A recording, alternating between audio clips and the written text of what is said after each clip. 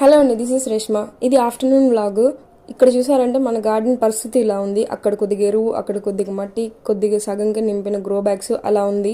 ఎవరైనా చెట్ల కోసం మట్టి కొనుక్కుంటారు, నేను మట్టి కోసమే చెట్లను కొనేలాగా అయిపోయింది పరిస్థితి. ఈ టౌన్ లో మనకి ఎప్పుడు అవసరమైతే అప్పుడు ఎర్రమట్టి దొరకదు కాబట్టి నేను ఒకసారిగా ట్రక్ తోలేసుకున్నాను. ఆలోచన ఏంటంటే స్లోగా seasonal wise fruits and vegetables ని ప్లాన్ చేసుకుని ఎక్కడ కావాలంటే ఎక్కడ సన్లైట్ మనం అనలైజ్ చేసుకుని పెట్టాలని చెప్పేసి నేను వెయిట్ చేస్తున్నాను. కానీ వర్షాల వల్ల మట్టి ఎక్కువ కొట్టుకెళ్ళిపోతుంది. అందువల్ల ఎక్కువ మోతాదులో బల్క్ గా గ్రో బ్యాగ్స్ ఆర్డర్ పెట్టేసి ఇలా ఎరువుతో మిక్స్ చేసి పెట్టేసి తర్వాత స్లోగా చెట్లు ప్లాన్ చేసుకుని పెట్టుకుందామని పని చేస్తున్నాను. రోజు నాకు ఇదే సరిపోతుంది. ఎండ తీవ్రత ఎక్కువ అవ్వక ముందు వరకు అక్కడ పని చేసుకునేసి చూసేసరికి మేడం ని స్కూల్ దగ్గర పికప్ చేసుకునే టైం అయిపోతుంది. నైట్ మా ఇంట్లో డిన్నర్ వచ్చేసి పొంగనాలు. దీంతో హిడెన్ సీక్రెట్ ఏంటంటే ఎక్కువ క్యారెట్ వేసాను. మా పాప అయితే బోండాలు అంటూ తినేస్తుంది.